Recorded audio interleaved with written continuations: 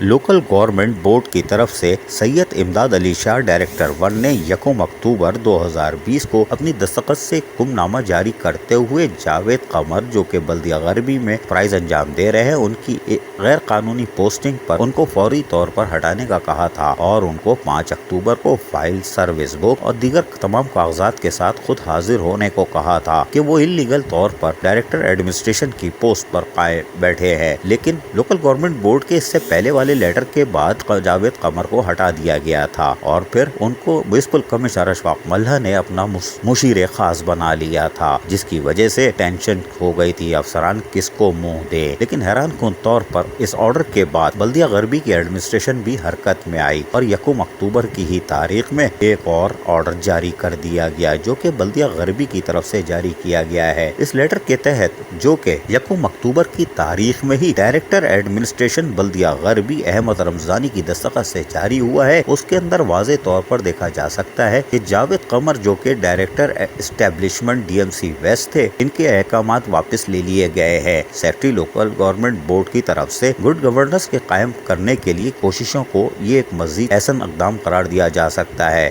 लेकिन जावेद कमर को director establishment के ओहदे से भी फारिग करने का लेटर 1 अक्टूबर को जारी कर दिया गया। ये बड़ी हैरान कुन बात है। ये पहली दफा देखने में आया है कि बल्दिया गरबी ने 1 अक्टूबर को सेक्रेटरी बोर्ड की तरफ से जारी होने वाले लेटर का उसी शाम फैसला कर दिया, वरना बल्दिया उज़्मा कराची ने 21 और 25 सितंबर को ऑब्जर्व होने वाले अफसरान को भगाने के लिए जो लेटर दिया था, उस पर अमल दरामद आज तक नहीं किया। तो यकीनन बल्दिया गरबी शाबाश की मुस्तहिक है। लेकिन ऐसा लगता है कि बल्दिया उज़्मा कराची में अगर अमल दरामद नहीं हुआ तो 8 अक्टूबर खतरनाक हो सकता है, क्योंकि 8 अक्टूबर को पाकिस्तान का ज़लज़ला मशहूर है। ऐसा ना हो कि सेक्रेटरी लोकल गवर्नमेंट बोर्ड 8 अक्टूबर को बल्दिया उज़्मा कराची की इमारत को हिला दे। अजीज आरिफ, KBS बल्दियाती न्यूज़ कराची।